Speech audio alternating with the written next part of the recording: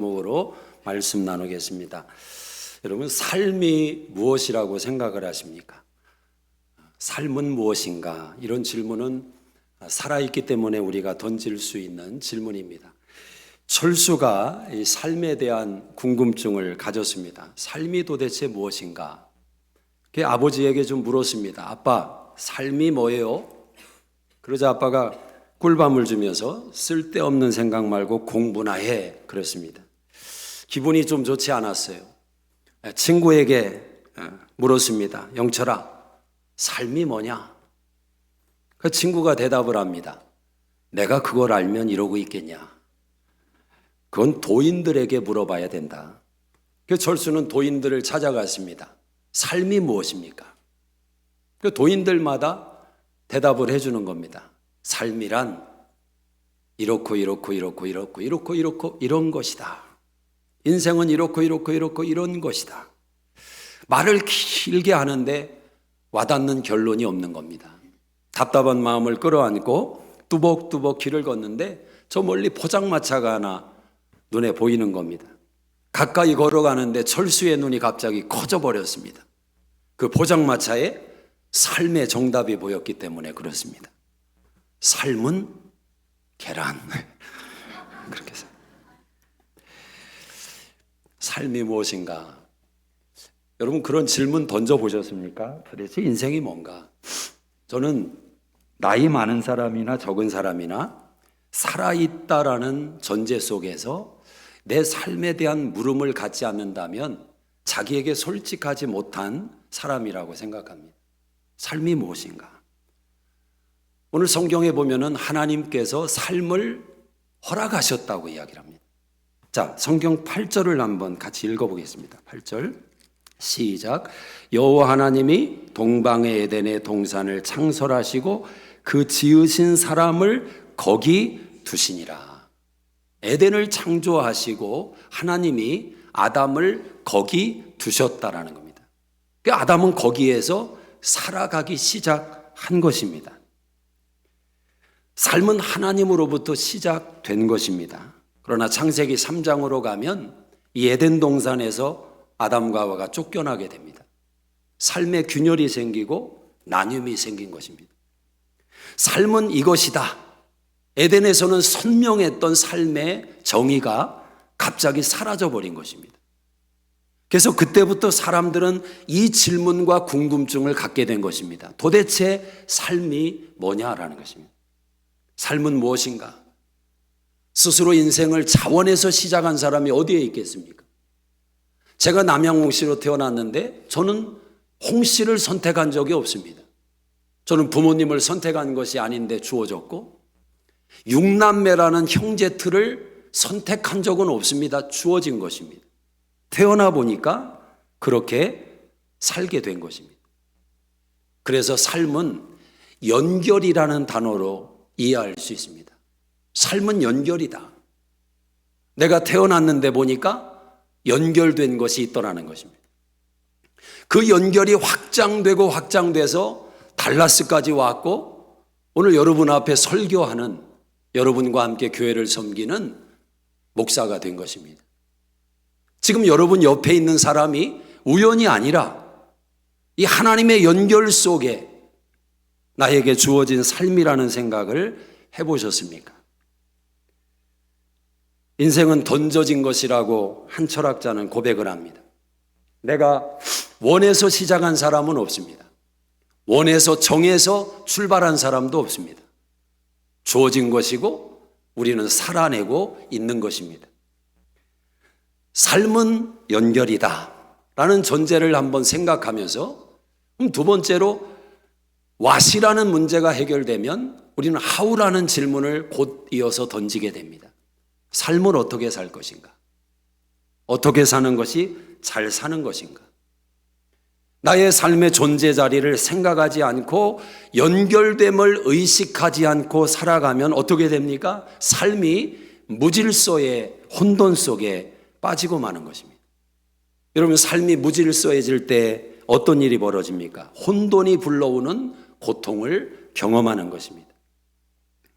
12가지 인생의 법칙이라는 조던 피터슨 교수의 책이 있습니다. 아주 젊은 사람들이 열광하는 책이었습니다.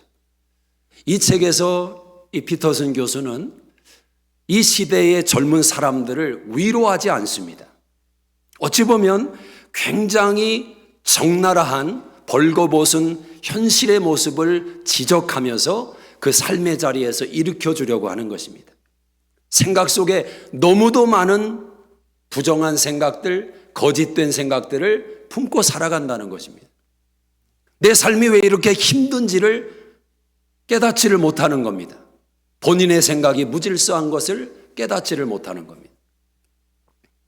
우리가 사는 미국에서도 마찬가지지만 한국에 한 번씩 다녀오신 분들은 한국은 테크놀로지의 첨단 국가입니다. 그래서인지 인터넷이 와이파이가 안 되는 곳이 거의 없을 정도로 서울 주변에서는 그렇습니다. 지하철을 타면 신기한 장면은 신기하지도 않죠. 다 핸드폰을 들여다보는데 제가 어쩌다가 출근길에 지하철을 한번 타게 됐습니다. 죽는 줄 알았습니다.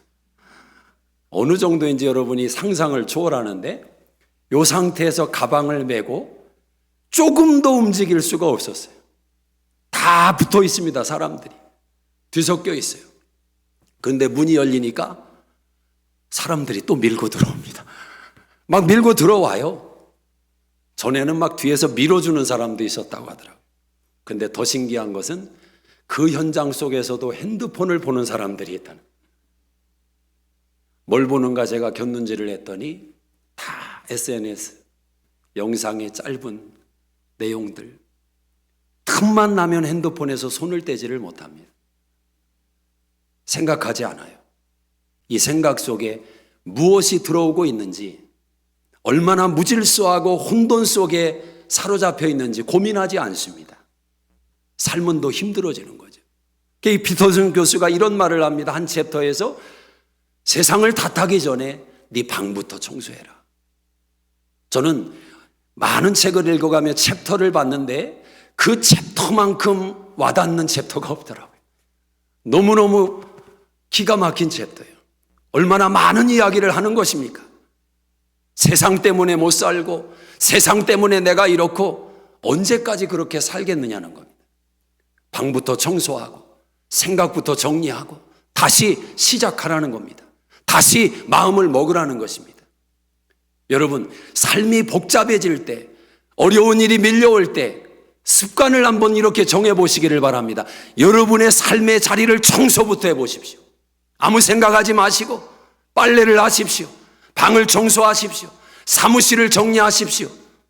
놀라운 것은 그렇게 청소해가는 과정 속에서 여러분의 생각의 질서가 변화가 일어나는 것입니다. 어떻게 살 것인가? 이 질문 앞에 답을 하셔야 됩니다. 우리가 흔히 삶에 대해서 세 가지의 자세를 이야기하곤 합니다. 첫째는 그냥 사는 겁니다.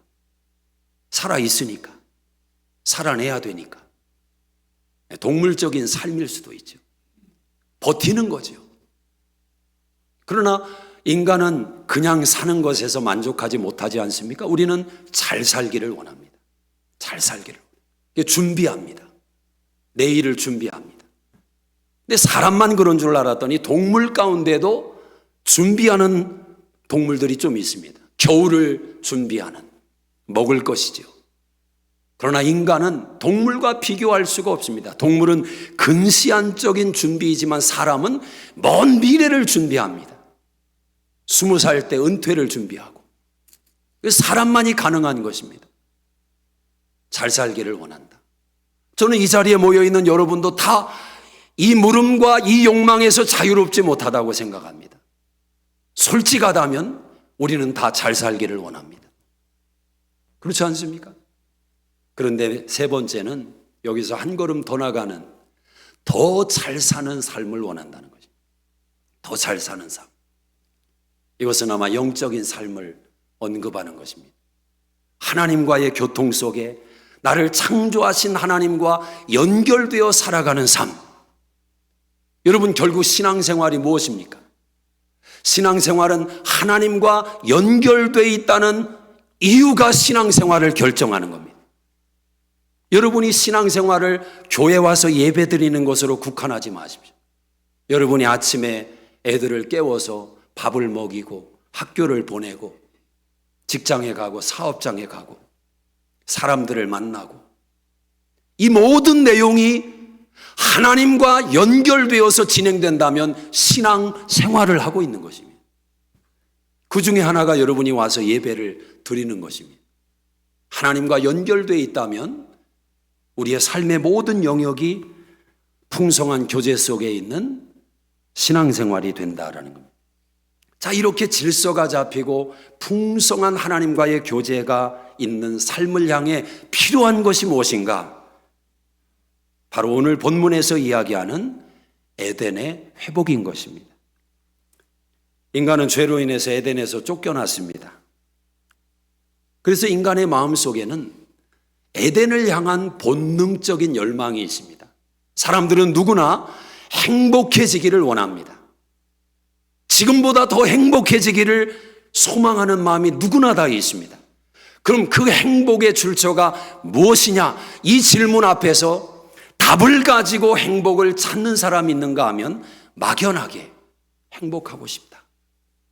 더 행복해지고 싶다. 그러나 그것이 에덴이라는 사실을 아는 사람과 무지한 사람의 차이만 있을 뿐입니다. 우리 모두는 에덴을 향한 열망이 있습니다. 쫓겨난 그 에덴을 향한 회귀의 본능이 있습니다. 그 그리움이 있습니다. 그것이 우리의 삶의 동기를 부여하는 자극이 되기도 하는 것입니다. 오늘 성경에서 에덴을 어떻게 묘사하고 있는가 보니까 바로 그 에덴에 있는 땅에서 그 흙에서 하나님은 인간을 창조하셨다고 말씀합니다. 자, 7절을 한번 읽어보겠습니다. 7절 시작. 여호와 하나님이 땅의 흙으로 사람을 지으시고 생기를 그 코에 불어넣으시니 사람이 생명이 되니라. 그 흙에서 사람을 만드셨다. 저는 이런 구절을 볼 때마다 당연한 거지만 굉장히 놀라는 심정을 갖습니다. 성경이 마치 우리의 인생을 그대로 드러내는 것처럼 잠언 전도서 3장 20절 말씀처럼 너는 흙에서 왔으니 흙으로 돌아가라. 창세기 3장 19절에서도 그 말씀을 합니다. 흙에서 왔으니 흙으로 돌아가라. 우리가 흙으로 만들어져서 결국 흙에 묻히는 그날이 오는 것을 우리는 다 압니다. 저는 장례식을 치르면서 가장 그 숭고한 순간이 언제냐면 그 관이 파놓은 땅 속에 이렇게 조용히 내려가는 그 마지막 순간입니다. 도르래를 돌리면서 그 끈으로 관을 땅으로 내릴 때 한 평 남짓한 그 땅 속에 관이 들어갑니다. 하나님의 말씀을 이루고 있는 현장이기도 합니다. 흙에서 왔으니 흙으로 돌아가라. 사람이 태어나면 가장 먼저 출발은 인간의 머리와 몸이 땅과 붙어서 시작하는 것을 우리는 압니다. 요즘은 시대가 좋아져서 자녀를 낳으면 침대 위에 올려놓지만 아주 고대 사회, 원시적인 사회를 한번 추억한다면 자녀를 낳았을 때 그 자녀들은 땅바닥에 거의 눕혀서 삶을 시작했을 겁니다. 그러다 다리에 힘이 들어가고 이제 머리를 세우고 살아가는 인간이 됩니다. 머리가 땅으로부터 가장 멀리 있는 공간 속에 놓여 있지요. 그러나 다시 어느 시점이 되면 그 머리를 자꾸 땅으로 가까이 대하려고 합니다. 여러분 연세 드실수록 어떤 생각이 듭니까? 자꾸 눕고 싶은 마음이 드는 거죠. 건강하게 살기를 원하시면 최대한 눕는 것을 자제해야 됩니다. 잠자는 거 빼고는 눕고 싶어도 그 마음을 이겨내야 됩니다. 왜냐하면 자꾸 그 본능에 순응하면 땅이 자꾸 부르는 것입니다. 이제 그만 와라. 머리를 눕혀라. 거부해야 돼요. 하나님이 허락하실 때까지 내 머리를 들고 살겠다. 결국은 머리가 땅으로 가까이 내려갈 때 우리의 삶이 마지막을 경험하게 됩니다. 흙은 생명의 근원입니다. 흙으로부터 사람이 만들어졌다. 신비롭지 않습니까? 이것을 우리는 가정에서도 경험을 합니다. 여러분, 집 뒤뜰에다가 정원을 꾸며본 분들은 아실 겁니다. 채소를 만든 분들은 아실 겁니다. 씨앗을 뿌렸어요. 죽은 씨앗입니다. 메마른 씨앗입니다. 근데 거기서 생명이 나와요. 신비롭지 않습니까? 3000년 전 미라 속에서 발견된 씨앗을 땅에 심었더니 그 땅에서 곡식이 나왔다. 뭐 이런 기사 보셨습니까? 땅에 생명의 힘이 있고 그 생명을 땅이 북돋게 만들어주는 신비를 경험합니다. 그러나 물론 땅의 힘만으로 생명을 만들어내지는 못합니다. 그 땅에는 반드시 물이 주어져야 됩니다. 그래서 이제 에덴 동산에는 10절에 이렇게 말씀을 합니다. 한번 읽어보겠습니다. 시작. 강이 에덴에서 흘러나와 동산을 적시고 거기서부터 갈라져 내 근원이 되었으니. 강이 에덴에서 흘러나와서 동산을 적셨다. 그 에덴 동산의 땅에 무엇이 담겨 있습니까? 물이 담겨 있다고 말을 합니다. 그리고 거기서부터 갈라져서 내 근원이 되었다. 동서남북으로 사방팔방에 에덴 동산 안에 강이 창궐하게 흐르고 있습니다. 에스겔 47장에 보면 하나님의 나라의 영광을 에스겔이 환상으로 보면서 바로 그 강의 이미지를 환상 속에서 보았습니다. 성전에서 흘러나온 물이 발목에 차고 무릎에 차고 허리에 차고 창이란 강을 이룰 때 그 사방에 수목이 자라고 생물들이 자라고 물고기들이 생명을 북돋게 됩니다. 하나님의 나라의 영광의 모습을 에스겔이 그렇게 보았습니다. 그 모습은 바로 에덴 동산의 모습이기도 한 것입니다. 자, 흙과 물의 조화, 이 신비로움이 생명의 풍성함을 만들어내고 있다면 인간에게는 하나님이 하나를 더 애도하고 있습니다. 그것이 무엇입니까? 7절을 한번 다시 읽어보시면 시작. 여호와 하나님이 땅의 흙으로 사람을 지으시고 생기를 그 코에 불어넣으시니 사람이 생령이 된지라. 생령이라는 것은 살아있는 존재가 되었다라는 거죠. 그 코에 생기를 불어넣으시니 사람이 생령이 된지라. 여러분, 사람 안에는 생기가 있습니다. 생령이 되었습니다. 다른 동물과 다르다는 거죠. 이것은 하나님과 연결된 존재로 하나님과 호흡하며 교제하며 하나님과의 관계성이 있는 존재로 하나님이 만드셨다라는 거예요. 다른 모든 피조물은 존재하는 그 자체로만 하나님의 영광을 드러낸다면 사람은 생기를 불어넣어서 하나님의 형상을 가지고 하나님과 직접 교제할 수 있는 존재로 만드셨다는 거예요. 다르다는 거예요. 그래서 동물도 죽고 사람도 죽지만 죽은 후에 천국과 지옥에 가는 것은 오직 사람이다. 사람이다. 성경에 천국을 묘사할 때 사자굴, 독사굴에 손을 넣어도 해함을 받지 않고 뭐 그런 생각을 하면 천국에도 사자, 독사가 다 있고 뭐 이렇게 생각할 수 있지만 모르지요. 그러나 우리가 분명히 아는 것은 이 땅에 살던 영을 가졌던 사람만 죽어서 다시 천국과 지옥의 운명으로 거듭나는 것이지 혼의 생명을 가진 동물들이 영을 얻는 그런 일은 없는 것입니다. 아무리 사랑하는 애완견이 있어도 죄송합니다. 그 애완견을 천국에서 볼 수는 없습니다. 사람은 이렇게 특별하게 만드셨다. 하나님과의 깊은 교제, 풍성함의 교제. 자, 그런데 이렇게 에덴 동산을 만드신 하나님께서 사람에게 한 가지 특별한 사명을 주십니다. 무엇입니까? 15절을 한번 읽어보겠습니다. 15절 시작. 여호와 하나님이 그 사람을 이끌어 에덴 동산에 두어 그것을 경작하며 지키게 하시고. 하나님이 완벽하게 에덴 동산을 만드시고 하나님의 창조가 부족함이 없어요. 하나님의 창조는 완벽합니다. 그런데 하나님께서 인간에게 사명을 주셨습니다. 경작해라, 지켜라. 경작해라, 지켜라. 왜 그랬을까요? 완벽하게 만드신 에덴 동산을 왜 경작하라고 하시며 왜 지키라고 하시는 겁니까? 여러분, 우리는 에덴의 본연의 장소에 살고 있지를 않습니다.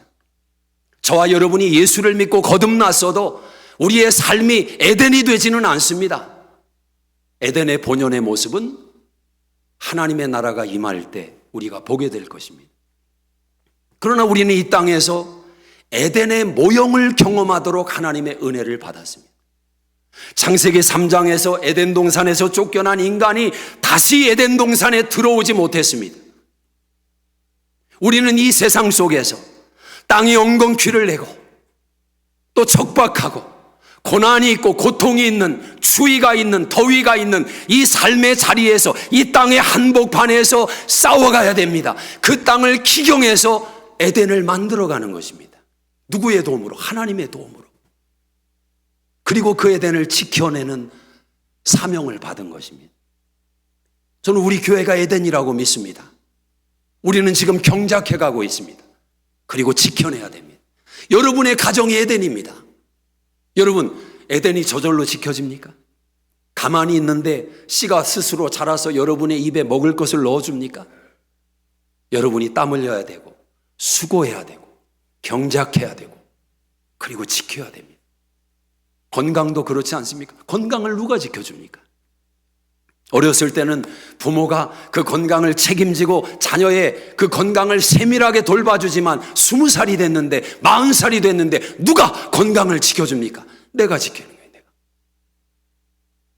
여러분의 삶을 누가 지켜줍니까? 여러분의 가정을 누가 지켜줍니까? 제 가정을 홍씨 가문에서 나서서 돌아가면서 1년씩 지켜줍니까? 제가 지키는 거예요. 여러분의 삶을 누가 지킵니까? 여러분이 지키는 거예요. 경작하고 지켜라. 인생의 결산의 날에 후회하지 않는 인생이 되라는 것입니다. 모든 것을 에덴 동산에 제공하시고 완벽하게 만드신 하나님께서 경작하고 지키라는 사명을 주셨다는 것이 저는 얼마나 큰 은혜인지 모르겠습니다. 저는 인생을 들여다보면서 한 번뿐인 인생 속에서 성경이 우리에게 제시하는 삶의 지혜를 깨닫기를 원합니다. 우리는 현재를 살아갑니다. 오늘을 살아갑니다. 근데 많은 사람이 오늘을 살지 못합니다. 여러분, 오늘을 사는 최고의 대상들이 누구인지 아십니까? 짐승들입니다. 미물들입니다. 저들은 철저하게 오늘만 삽니다. 하루살이에게 가서 물어보십시오. 너는 내일을 아니? 오늘을 사는 거예요.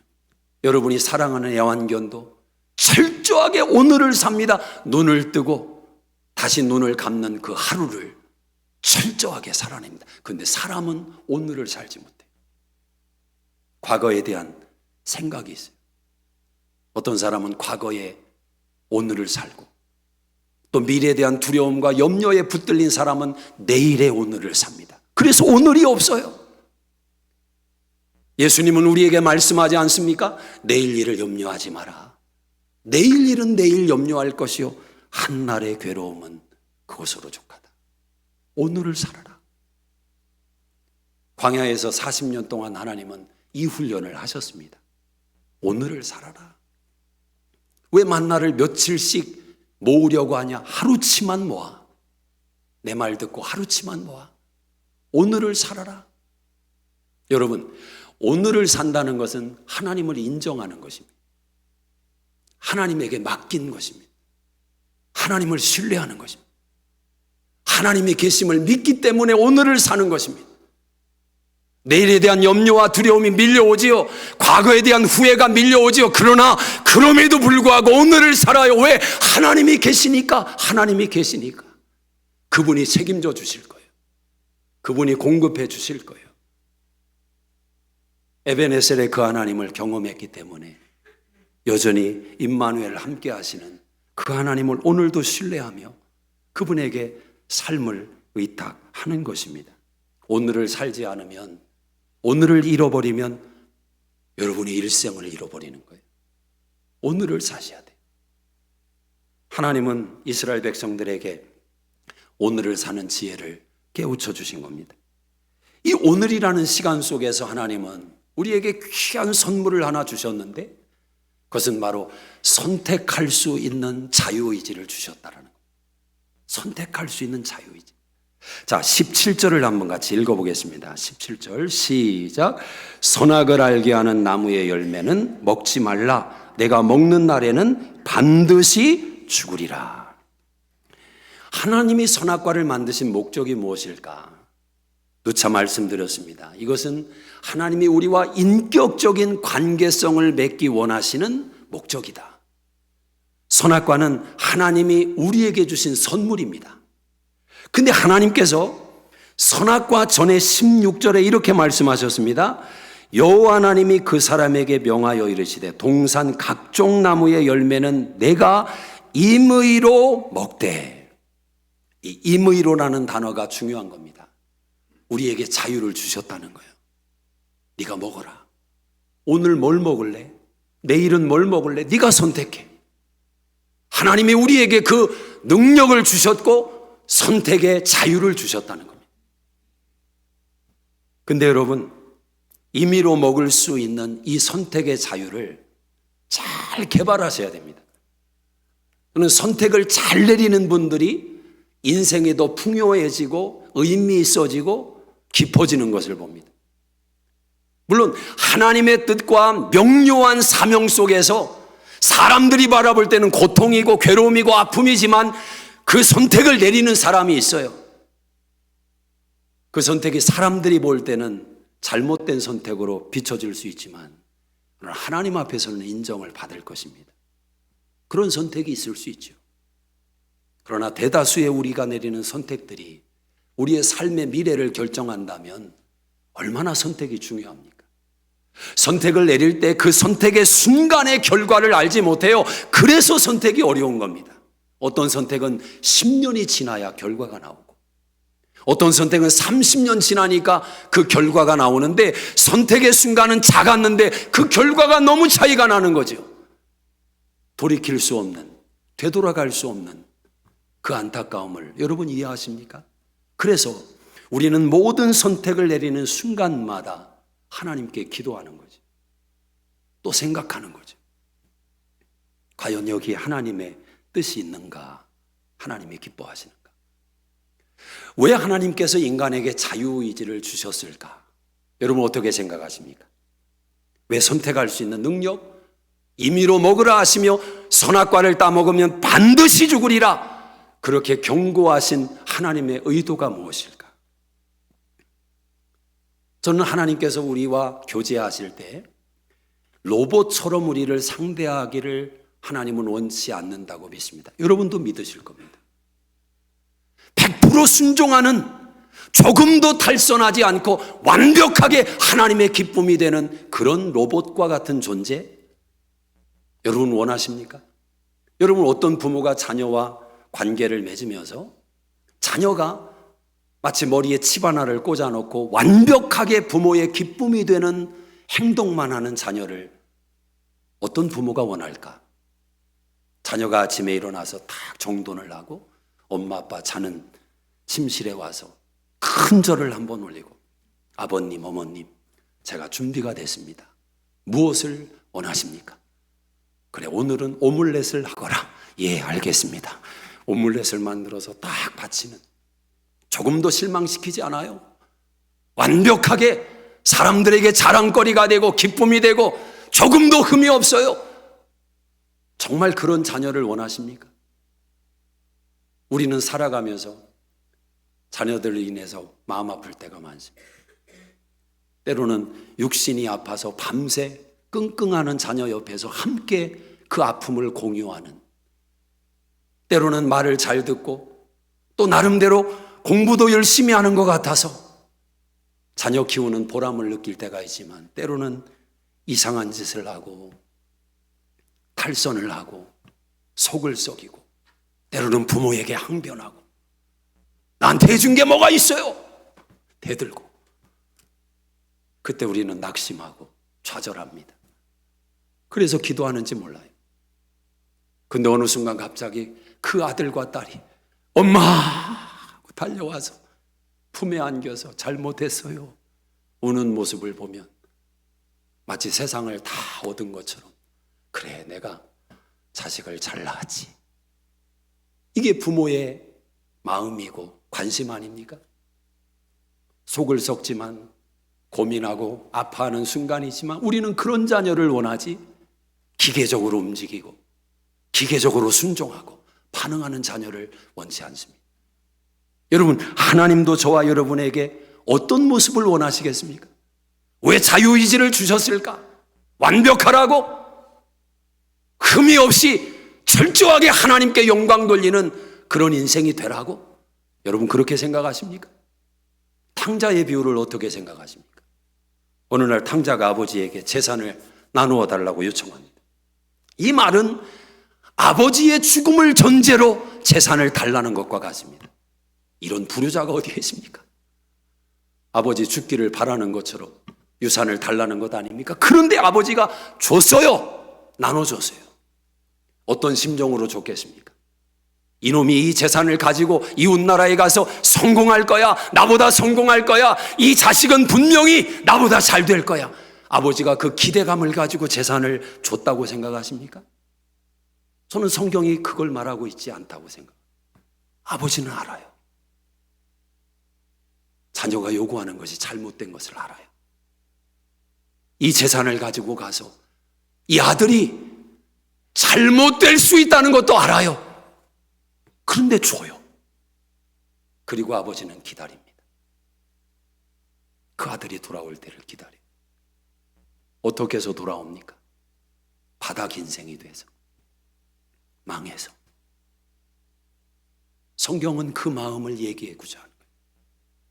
탕자가 결심하고 깨닫고 돌아왔다, 이게 포커스가 아닙니다. 기다리는 아버지, 알면서도 자유를 주시는 아버지, 알면서도 허용하시는 아버지. 그런 아버지에게 우리는 또 어떻게 하는지 알아요? 아주 얄궂은 성도들이 있어요. 왜 하나님 다 알면서 왜 막아주지 않았습니까? 이런 여자와 결혼해서 내 결혼 생활이 불행할 것을 아셨으면서 왜 그때 막아주지 않았습니까? 자기가 결혼해놓고 자기가 선택해놓고 그때는 하나님이 왜 감동하지 않았겠어요? 왜 말씀하지 않았겠어요? 야, 그거 하지 마라. 야, 거기 가지 마라. 왜 감동하지 않았겠어요? 자기가 선택하고 욕심으로 결정내놓고 나중에서는 하나님 다 하시면서 왜 막아주지 않았어요? 콘크리트를 치고 막았다면 그 콘크리트를 부숴서라도 뚫고 나갔을 본인의 그 욕망은 왜 인정하지 않냐 말이에요. 여러분, 하나님께서 왜 선악과를 허락하셨을까? 왜 자유의지를 주셨을까? 우리에게 하나님은 변화되는 사랑을 기대하고 계시는 겁니다. 하나님의 사랑은 변하지 않아요. 태초부터 새말까지 그 사랑은 영원합니다. 그런데 그 하나님을 사랑하는 우리의 사랑은 날마다 변하는 거예요. 변해야 돼요. 온전하게 시작하지 않았어요. 우리가 구원받았다는 것은 내 존재의 변화가 일어나는 것입니다. 내 의지와 상관없어요. 하나님의 전적인 은혜로 내가 하나님의 자녀가 되었어요. 그때부터 우리는 그 존재에 걸맞는 신분의 변화가 일어나야 되는 것입니다. 이 과정을 통해서 하나님의 영광을 받으신대요. 내가 하나님을 사랑하는 표현의 방식을 따라서 하나님의 영광을 받으신대요. 아주 어린아이와 같은 사랑의 표현에서 장성한 분량의 표현으로 자라가는 모습 속에서 하나님의 영광을 받으신대요. 사랑하는 여러분, 요즘은 유튜브가 공론화돼서 많은 설교를 들을 수 있고 많은 가르침들을 받을 수가 있습니다. 근데 여러분들이 그런 것들을 보면서 저는 좀 조심했으면 좋겠어요. 여러분은 홍장표 목사라는 목자의 가르침을 통해서 신앙생활을 하는 겁니다. 이게 안 되면은 절대 여러분 신앙 안 자라요. 안 돼요. 도움을 받을 수는 있지만 조심하라는 말을 꼭 해드리고 싶어요. 어떤 경우에는 좀 안타까움을 불러일으키는 그런 내용들이 모르겠어요. 그 부분도 역할이 있을 거라고는 생각해요. 근데 저는 우리 교회 성도님들이 그런 하나님에 대한 상은 안 가졌으면 좋겠어요. 하나님이 너무 무서운 거예요. 열매를 맺지 못하면 잘라버리는 거예요. 그런 하나님이에요. 열매를 맺어야 됩니다. 맺어야 됩니다. 그럼 그 말을 들으면 다 알아요. 내가 부족하다는 건 누구나 다 알아요. 그런데 여러분, 그 열매가 뭐예요 도대체? 물어보셨어요? 그 열매가 뭡니까? 어떤 열매를 맺어야 됩니까? 열매를 못 맺으면 잘라버린대요. 근데 그 열매가 도대체 뭔지 아냐고요? 모르잖아요. 그러니까 날마다 두려운 거예요. 나는 부족한 거예요. 천국 못 가는 거예요. 그렇게 평생을 예수를 믿어야 돼요. 그러면서도 판단해요. 정죄해요. 왜? 삶이 부족한 사람들 보이거든요. 고린도전서 3장 1절에 보세요. 어린아이와 같은 신앙이라고 책망을 해요. 왜 시기와 질투가 가득하냐? 어린아이 같다고 말하지만 그들을 내 자녀가 아니라고 말하지는 않아요. 저는 예수 그리스도를 구주와 주님으로 분명하게 영접한 고백이 있다면, 아니 그 고백이 정말, 저는 그런 말을 하는 게 아니에요. 그냥 말 한마디만 해놓고 나 천국 백성 되었다, 자랑해라, 자신만만해라, 그 얘기를 하는 게 아니잖아요. 홍 목사가 그런 이야기를 하는 겁니까? 아니에요. 그러나 여러분, 하나님의 사랑이라는 것은 내 수준이 아니에요. 하나님은 변화시키고야 말아요. 당신의 자녀를 절대 포기하지 않아요.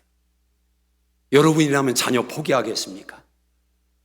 여러분 자식이 그동안 보여준 모습으로 내가 선택하고 결정하고 포기하는 것을 결정했다면 그 자식이 이미 여러분의 자식이 아닐 거예요. 그런 가정이 얼마나 많겠어요. 부모는 포기하지 않아요. 포기하지 않아요. 자유의지를 주시면서 하나님이 그렇게 말씀하십니다. 이 선악과를 따먹으면 반드시 죽으리라. 반드시 죽으리라. 무섭지요. 저는 이 무서움도 경험해야 된다고 생각합니다. 아직 예수를 구주와 주님으로 영접하지 않았다면 이런 말씀이 좀 충격으로 다가와야 돼요. 죽는다니까요. 정말 한 번 죽는 것은 정한이지요. 그 죽음 후에 심판이 있다 말씀하십니다. 예수를 모르면, 인정하지 않으면 여러분 죽어요. 지옥이 있어요. 근데 여러분, 반드시 죽으리라는 이 말씀이, 여러분이 적어도 하나님의 자녀라면 이 말씀이 이렇게 들려야 돼요. 죽지 마라. 너 죽으면 안 돼. 나와 너와의 관계 끊어지면 안 된다. 내가 너에게 준 에덴 잃어버리면 안 된다. 하나님의 이 마음이 묻어나는 거예요. 하나님의 소원과 함께 반드시 죽으리라는 이 말씀 속에 담겨있는 하나님의 절절한 사랑이 느껴져야 돼요. 인간을 만드시고 에덴 동산에서 관계성을 만들어 가시기를 원하시는 하나님께서 인간의 힘으로만 그걸 지켜낼 수 있다고 하나님이 그렇게 생각하실까요? 여러분 그렇게 믿으세요? 자유의지 줬으니까 네가 다 알아서 해. 너 책임이야. 하나님이 그런 하나님이라고 생각하세요? 반드시 죽으리라, 반드시 죽으리라. 이 경고 속에 하나님이 우리에게 하시는 사랑을 한번 좀 확인해 보라는 거죠. 하나님의 역설을 이렇게 들으셔야 돼요. 에덴의 회복을 위해 반드시 죽을 것이다. 반드시 죽어야 된다. 그런데 그 죽음의 대상이 네가 아니야. 네가 죽는 게 아니야. 내 아들이 죽을 거야. 내 아들이 죽을 거야. 이게 복음 아니에요? 여러분에게 자유의지 줬으니까 여러분에게 책임 다 주고 여러분에게 모든 것을 다 떠넘기는 하나님, 그래서 살아남은 것만 내 자식이고,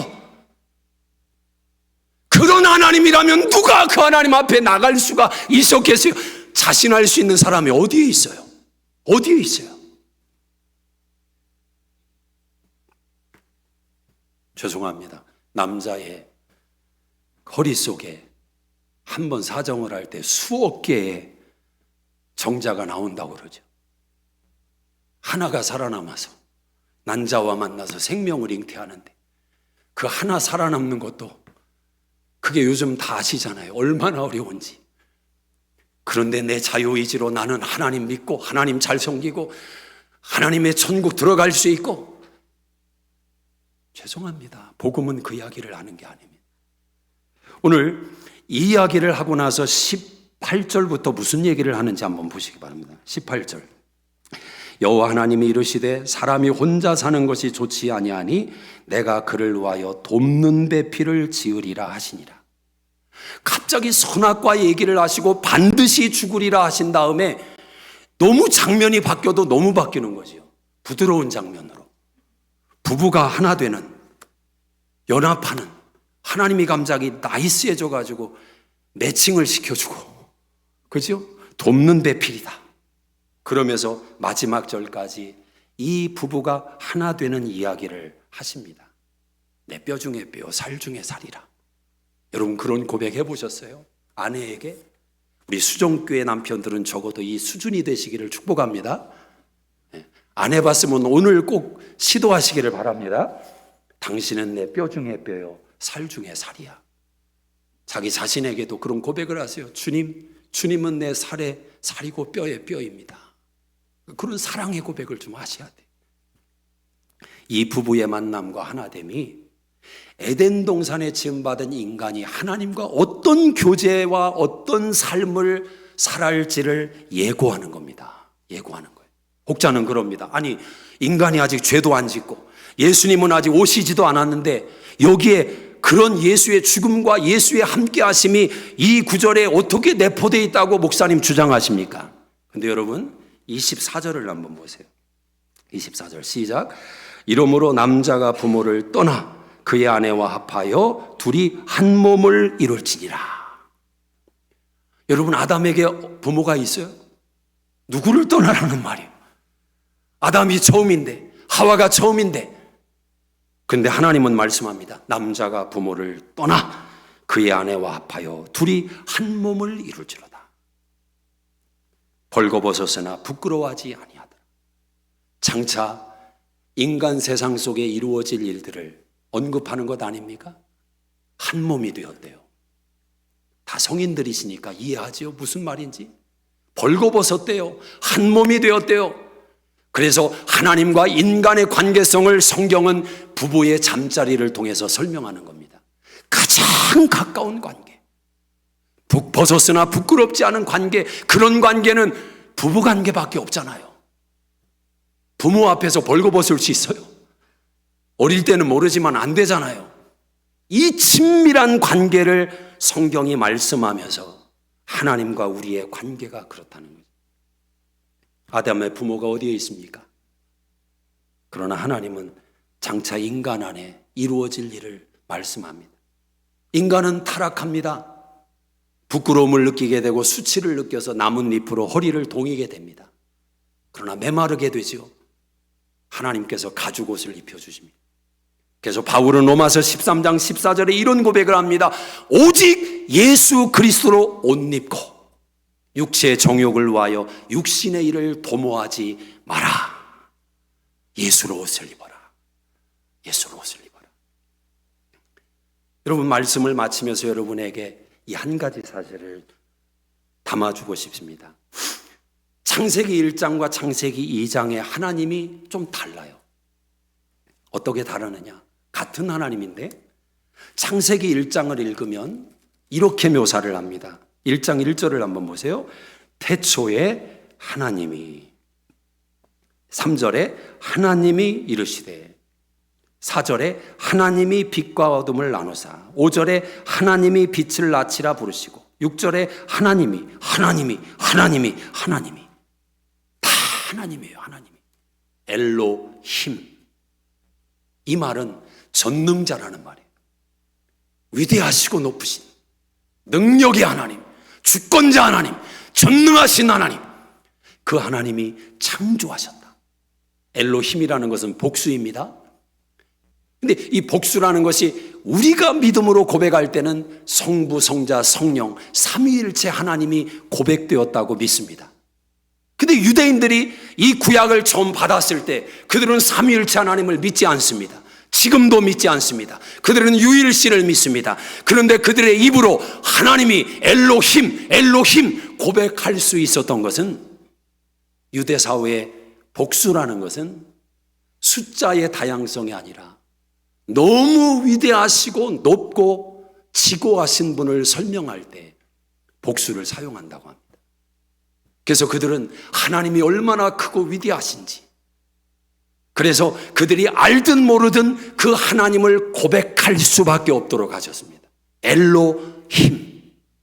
그런데 2장으로 오시면요, 이렇게 바뀝니다. 2장 5절을 보세요. 2장 4절, 여호와 하나님이 땅과 하늘을 만드시던 날에, 5절 여호와 하나님이, 7절에 여호와 하나님이, 8절에 여호와 하나님이, 9절에 여호와 하나님이, 여호와 하나님이, 여호와 하나님이, 여호와 하나님이. 하나님이라는 단어가 아니에요. 여호와 하나님이. 그럼 이 차이는 뭐냐? 이것은 엘로힘이 아니에요. 야훼, 아도나이. 너무 높고 위대하신 하나님의 이름을 부르기 어려울 때 유대인들은 아도나이, 그 하나님을 그렇게 부르곤 합니다. 근데 이 하나님은 어떤 하나님이야? 영어에 이런 표현이 있어요. 로드. 이해가 되죠? 로드. 나의 주님이십니다. 나의 주님이십니다.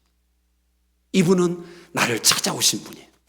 저 멀리에서 사랑한다고 하시는 게 아니라 나에게 찾아오셔서 나를 위해서 십자가를 지시고 나의 고통을 아시고 내 아픔을 아시고 나를 위로해 주세요. 격려해 주세요. 치료해 주세요. 나와 함께 해 주세요. 로드, 여호와 하나님. 그 하나님이 내려오셨어요. 그 하나님이 흙을 빚어서 아담을 만드셨어요. 그 하나님이 아담의 손과 하와의 손을 붙들어서 하나 되게 하셨어요. 그 하나님이 선악을 알게 하는 나무를 구별해서 먹지 마라 말씀해 주셨어요. 그 하나님이 우리의 죄를 대신 감당하기 위해서 십자가를 지셨어요. 여호와 하나님이. 여러분의 에덴이 무엇으로 지켜진다고 생각하십니까? 여러분의 의지로, 여러분의 힘으로 안 돼요. 경작해야 됩니다. 명령이니까. 지켜야 됩니다. 명령이니까. 우리 힘으로 안 돼요. 여호와 하나님, 주님이 계셔야 돼요. 주님을 모셔야 돼요. 주님을 인정해야 돼요. 그 주님과 함께 해야 돼요. 그 주님께 고백해 보세요. 아뢰 보세요. 그 주님이 이루실 겁니다. 기도하겠습니다.